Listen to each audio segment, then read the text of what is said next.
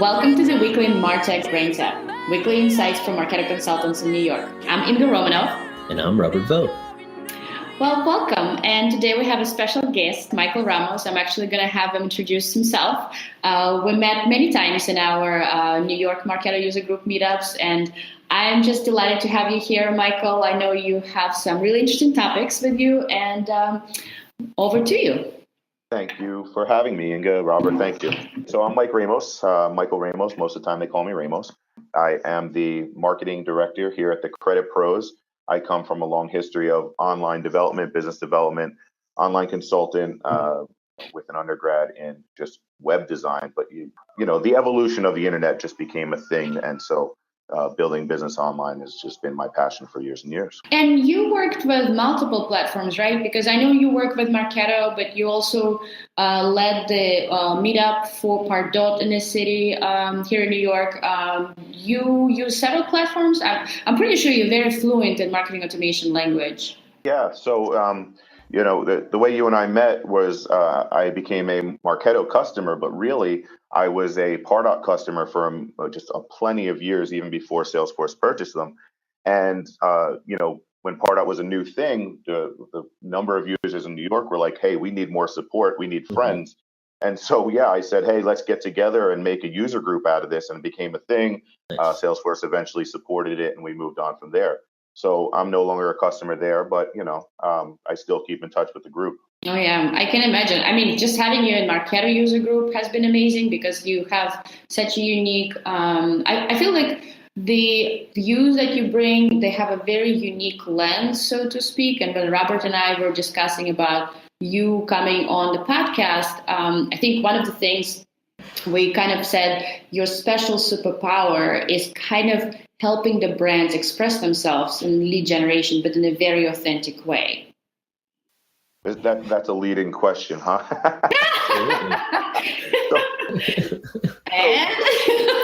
So I can totally speak to that though, because I come from before I was at the Credit Pros, I was with Vitals.com, and we really found just amazing ways to build a startup into you know, a company with giant evaluation. Currently, you know, we went from zero traffic to 6 million visitors a month, right? Wow. We went from 0 pages to hundreds of thousands of SEO, you know, strong pages, and where Google just ate it all up, and we were having, you know, rich snippets and everything that could go into an SEO campaign. So in leveraging brand, for me as a digital marketer, it really was more about an SEO campaign from the very beginning, making sure that was the strongest it could possibly be. From a brand perspective, though, I mean, if people don't know your brand, then you know, word of mouth absolutely becomes a thing, and so word of mouth from an SEO perspective is kind of double the nature. Right. Going back real quick, you mentioned 0 to 60 million. What was the time frame? Sorry, 6 million. 6 million. Oh, 6 million. Okay. 6 million a month. Don't want to exaggerate that much, right? Yeah. Okay. No, the time, and so I think you're saying the time frame. So we launched in 2007, and by 2010 we were at 3 million a month, and then currently they're somewhere at the 6 million a month mark. Yeah. Wow. What really got you into doing that? I mean, has that always been kind of like a natural instinct for you, or is it just from your experience or career? What was the thing that really, because you know, this is your superpower and you got really excited when we talked about it during that one dinner. So I'm very curious as to, you know, where it came from, what inspired it. For me, honestly, it's data. I love to watch the number grow, right? So every day we'd write it literally on the whiteboard in front of us. We had X amount of users today. We had X amount of users the next day. And when the bar chart, the line graph goes up, it's exciting. You know, that's the most exciting part. Or when somebody like Google calls you and says, "Hey, we need you to just make this adjustment. You're going to now be our number one rich snippet lead." You go, "Hey, that's success." You know. Got it.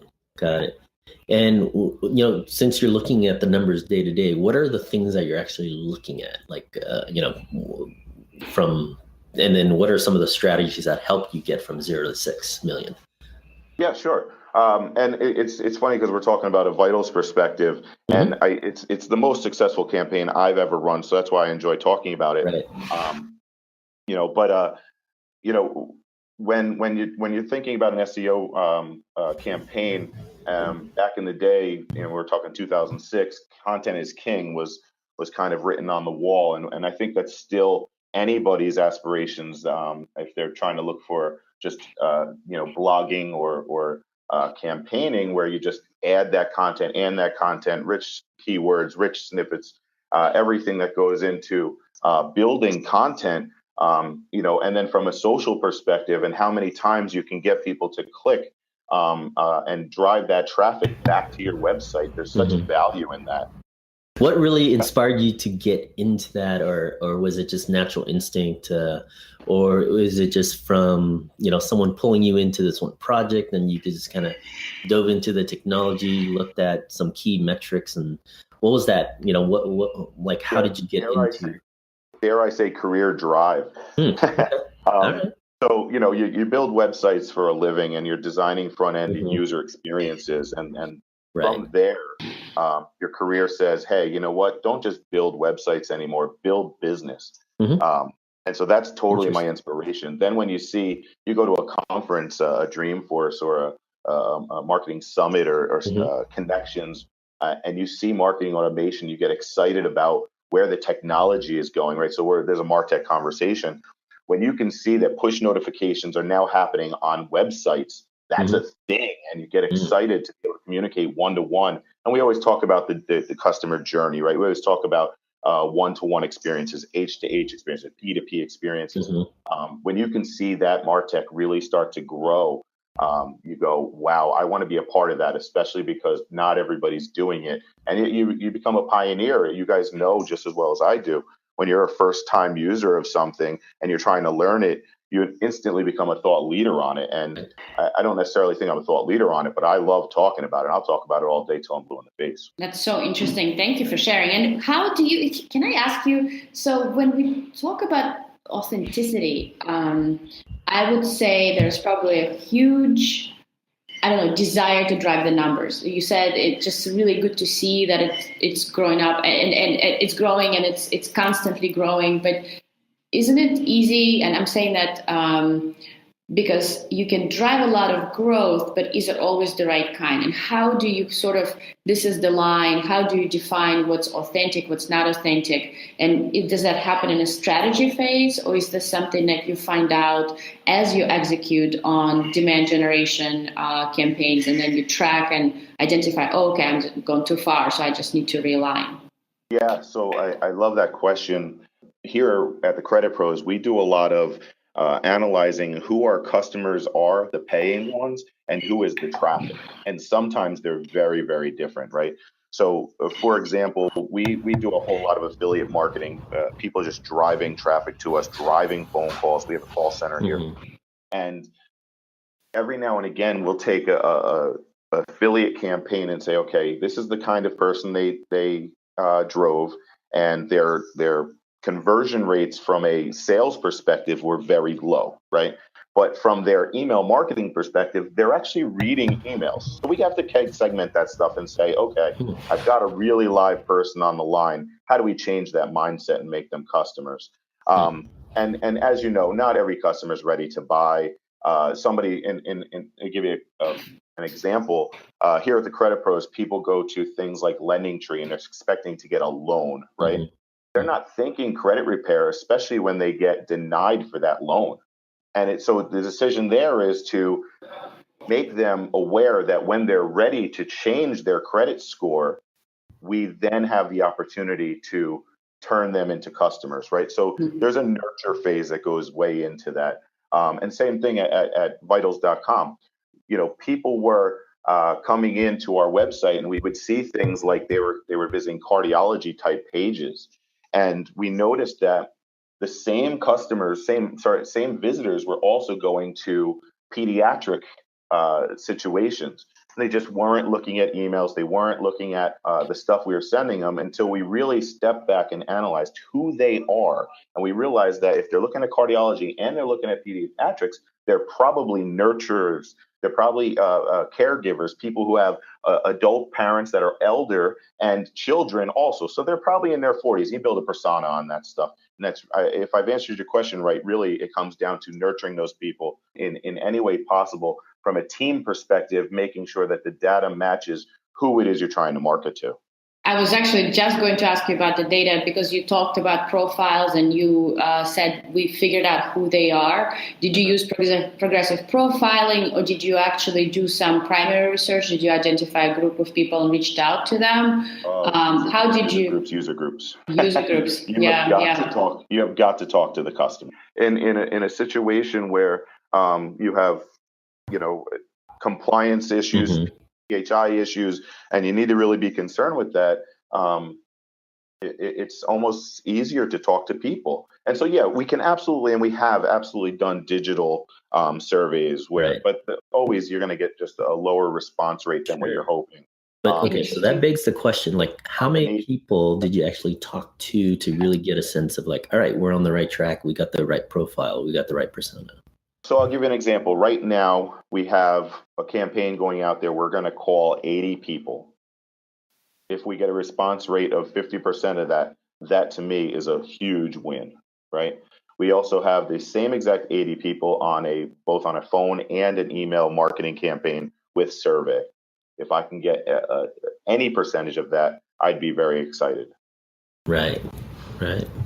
I also noticed that, it made me, you mentioned that you look at conversions, and it made me think of past campaigns with affiliates too. It was a few years ago, but I do remember very specific to an elevated audience. So with affiliates, I don't have to tell you this. Sometimes it's hard to align. It's not your own banners, sometimes it is difficult to align to the authenticity of the brand. And we had an elevated portion of the product that required slightly different messaging. And one affiliate did authentically execute on that, and another one didn't. And we didn't actually talk to them. It moved much, much faster. It was digital world. But we definitely saw a huge lift on conversions for the affiliate that followed up on the guidelines versus not. And I'm just curious how hard or easy it is. Affiliate is just one of the channels, but how do you, in your company, let's say you are a demand generation director and you communicate with different people, sometimes in different cities or countries, how do you align their vision to that? Here's how we will talk to the different audiences. Yeah, and so there's 2 points to make about affiliate marketing there. One is the good affiliate and one is the bad affiliate, right? So the good affiliate will take and ask and want to learn about your brand. The good affiliate will ask you for assets. They'll ask you for messaging. They'll ask you for what your current campaigns are, and timely, right? They'll continue. There's also the bad affiliate, right? This is the guy that does the bait and switch, similar to what I was trying to say earlier. When we look at the data, we say this guy is just not converting real well. And you look at what his campaign's doing, and he's doing some Craigslist nonsense where, we're just grabbing a phone number, grabbing an email address and putting it, sending it over to me. That's useless. And it's not fair. It's not right. And so to get them to buy in, we do, we vet these people pretty well. We expect them to do the right thing all the time. And that goes back to our core values here at the Credit Pros. This company totally builds itself on core values. And whether you're an employee, whether you're an affiliate, if you're not doing the right thing by the customer all the time, which is our number one core value, you are wrong. And we won't stand for it, not for a minute. That's interesting. So for the affiliates, do you talk to them on a regular basis as well to show them the results so that they have a good understanding of what's working? Transparent. That's totally transparent. Nice. We have, there's different softwares that you can use from an affiliate perspective, whether it's Invoca for 1-800 phone numbers, whether it's Commission Junction or Has Offers, even Cake. These are all tools, and I just plugged a bunch. I don't know if we're going to mention that or ask them to pay for sponsorship. Right. But I just plugged a bunch of people who do a really great job of being completely transparent between that inbound phone phone call, or that form lead, and what the conversion is and how they're getting paid, whether it's any kind of CPA or whatever other trackable conversion rate there might be there. Nice. Here's a question that came to mind as you were talking about earlier. I'm still going back to the 0 to 6 million. That to me is pretty amazing. So how large was your team who, to kind of go from 0 to, 16 million? And maybe there was some growth because we're talking about a couple years or a few years in between. Robert, it's just one. It was me. No, okay. No, that's what I thought. It is the Ramos, the magic. Yeah, he said that. I was like, can you come work for us? So Vital started off in 2006 when we started building vitals.com. There was just 6 of us. There was a database guy, an SEO guy, a front end user experience, user design guy, and then the CEO and a project manager. And I think that was everybody. That was about a 2.5-year span. And then we grabbed a couple developers. We grabbed a couple extra designers. We added a couple of biz dev people, and we continued to grow the business. So the business right now is well over 200 people. And there's consultants all over the world that are developing every single day. And then, there's another part of that 6 million, which doesn't even translate, which is their tool now also powers health plan websites, right? So it's not a combined traffic, but if you get organic searches on Google, and then you also get that additional traffic coming from health plans, the number starts to grow there. Did I answer your question? I'm not sure I answered your question. Yeah, no, you did. What I heard was you had a pretty big team. Starting small but grew over time, it sounds like. That's exactly right. And it's funny because each time we got investment money, we added people. So it started off with a small angel investment. Later on, we had a couple investors come in and put a couple million in. And over the course of several years, we got to a point where management changed, leadership had changed, and we brought in funding from people like Goldman Sachs. Got it. And was it hard to convince to get the headcount, or is it because you had some results that you were able to justify, hey, we need, because this is our plan, to grow your team? Well, I mean, from a 6 million visitors perspective, if you can imagine a free website building $10 million simply on ad revenue, I would say that's a win and pretty easy sell. Right. Okay. As the products grew from that particular company, Martech, FinTech, Health Tech, all the techs out there really wanted to be a part of it. So it became a very easy sell for that company. But when getting money, right?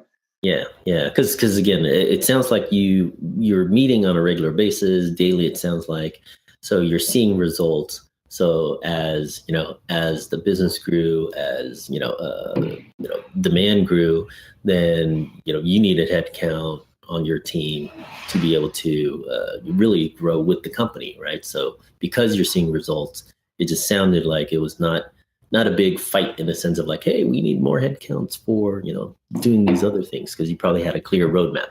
That's exactly right. Okay.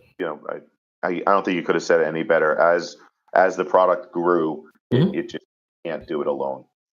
Right.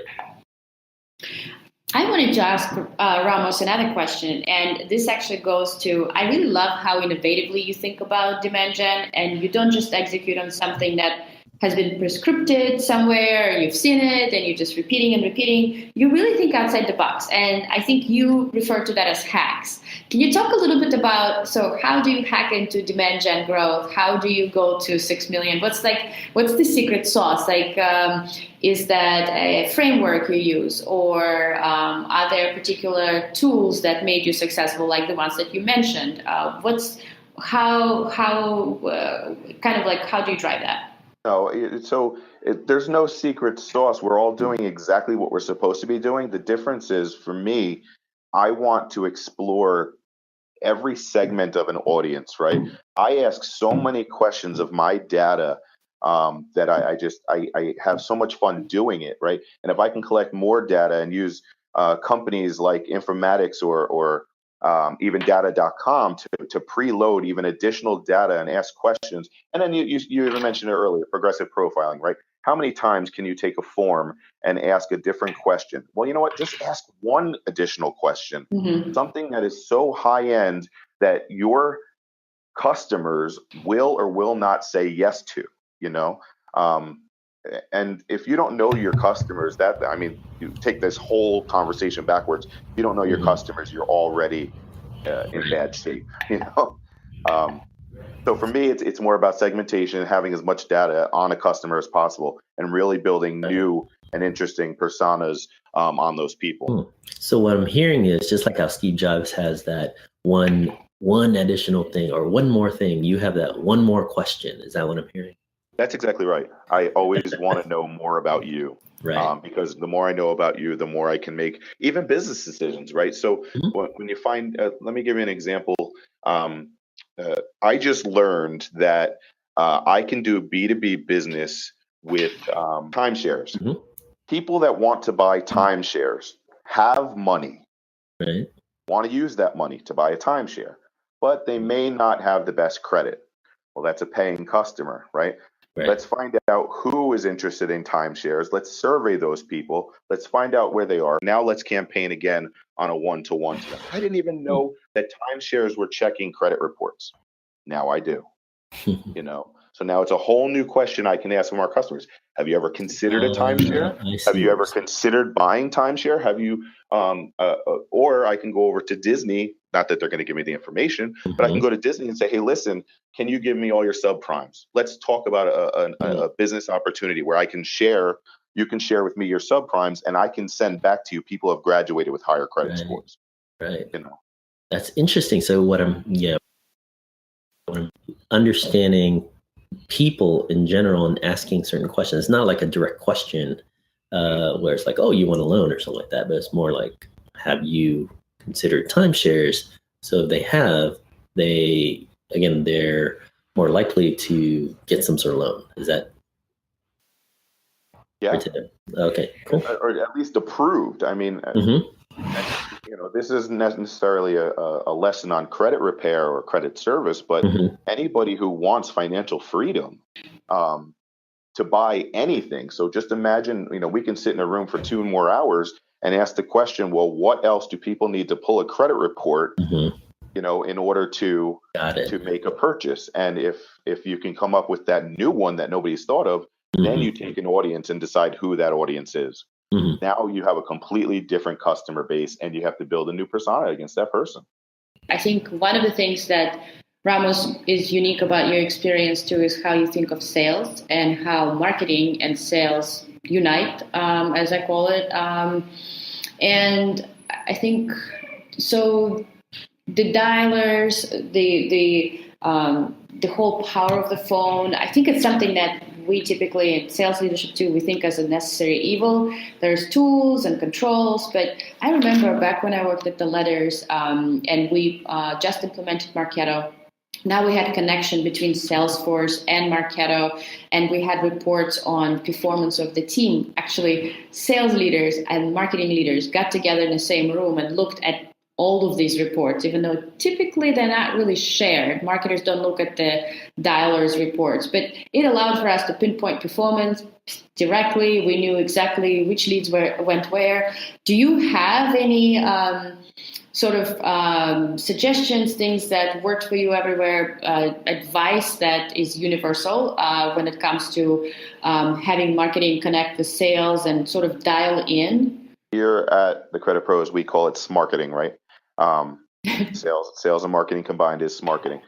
And if I can get on a soapbox for a minute here at the Credit Pros, marketing runs sales. Sales doesn't run marketing, which I guess is the argument in a lot of different places, and somebody get really mad for me saying that. But a couple of points to be made about it is we collect information, landing pages, Marketo forms, whatever. And the minute that information gets collected in Marketo, it instantly goes into Salesforce. The minute it goes into Salesforce, it goes right into a dialer. I am not waiting to send an alert to some sales rep who may or may not follow up on a hottest lead I could possibly have handed him, right? Mm-hmm. My hot leads mean they're thinking right now, and we want to talk to them immediately, especially because we have so many products. We have a very niche service, and I think especially when it comes down to service, you know, from an e-commerce perspective, if you buy toilet paper from Amazon, you can just get on your Echo. But if you want to buy service, you want to know what you're being offered, and if you can trust that company, and what, you know, what comes back to being that trust. And if you can trust the person on the other side of the phone line, that becomes a thing. Now, let's say they don't pick up the phone. I have so many other options for them. One would be, hey, let's send them an SMS. Let's send them text message, see if they respond. Who is actually communicating with me, and how are they communicating? I can do a full sell via text message, a full sale. Really? I can do it on, yep, I can absolutely do that.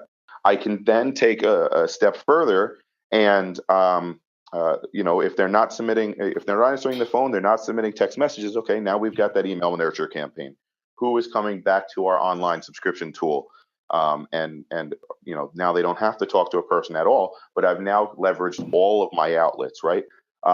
And then again, following up with that perspective from all my social outlets, driving that traffic back to either the online tool, driving those phone calls, whatever it takes. But the original point was, every lead that comes in is dialed on, and we really make it a point to talk to people. And that's why we have an A+ rating with the, you know, Better Business Bureau, because and like I said earlier about our respecting our customers, that's what we do. We are a customer-centric company. I was curious too, when you set up campaigns on the marketing side, do you have individual phone numbers that you track as part of your campaign, or do you just look at aggregated reports and it doesn't really matter in terms of the phone performance? Is that part of your analytics? It has to be both, right? So especially from a regional perspective, we know who our customers are, and not that I want to turn out, you know, just throw them all under the bus, who they are, where they are. But if you're not looking regionally, if you're not looking locally, you have to look at you know, zip codes and area codes, and understand where they are and where a buying power is. So when you see an area code 917 New York, you know, you have big buying, or California with some area code there. You start to spend money in places where you know area codes are going to be much more productive. Interesting. Yeah, that makes a lot of sense. I was wondering if it's best practice or if it's something that just some companies do. It sounds like you have to do practice, this. So that's what I do. If that's what you do, it is best practice. Ramos is the company. Ramos is the best practice, is what I'm hearing. Best right? practice. Listen, if you can think about it, let's try it once and see if it works. You know. Right. So it sounds like you do a lot of testing as well, though. Absolutely, right? And you have to. A lot of testing.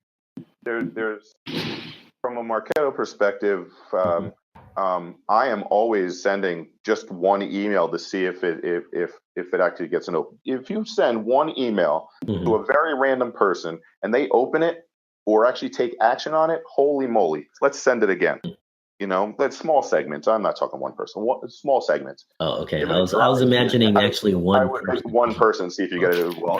And don't get me wrong, I've sent one just to see what happens. But small, very small segments make up, you know, and we've been talking about segmenting a lot. Just send a small segment and see if anybody is actually out there. And that's also, you know, we talk about list hygiene and things like that. It's also a way to get a really good perspective on if people are opening your stuff, if there's deliverability, and all those other things that go along with testing and making sure that you're effective in the inbox.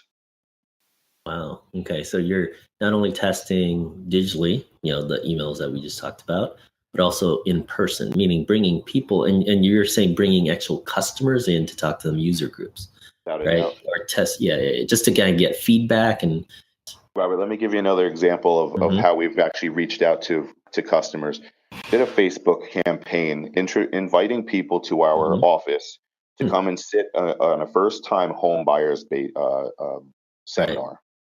During the presentation, we did literally do a hand raising exercise throughout the entire presentation. So, do you want to do this? Raise your hands, and you're checking percentages of hand raises, right? And you're documenting the questions that you want in the presentation are literally learning opportunities, right? You take a percentage of those answers, and then we can go back and not that we're making them even fill out a survey. It's literally about percentages at that point.